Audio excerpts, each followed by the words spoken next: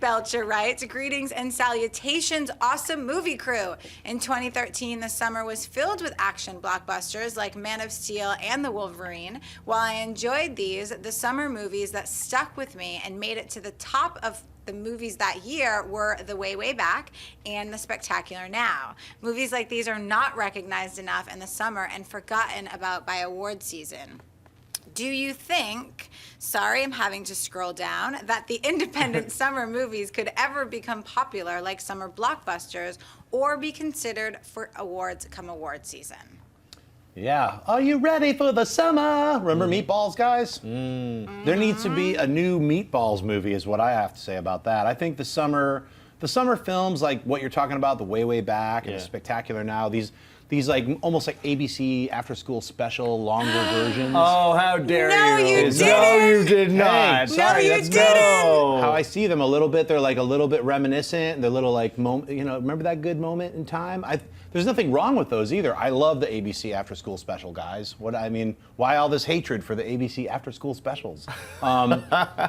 I just don't think they're going to be recognized in the same way that the viewer question is saying, like an award season, like Oscar-nominated type film.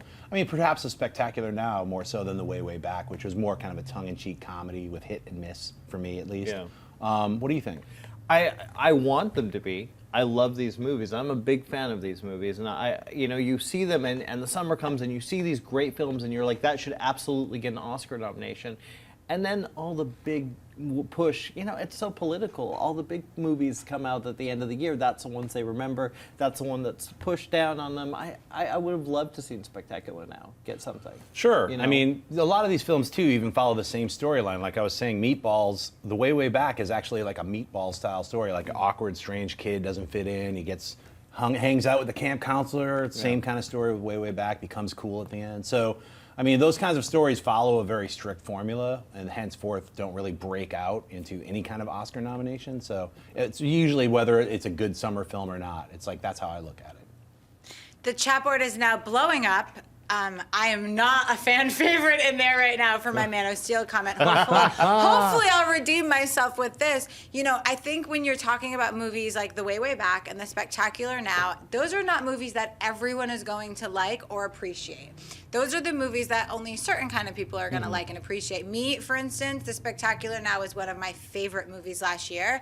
I thought Miles Teller was probably the best I've ever seen him, and it showed a different side of him, and it was just a really great story.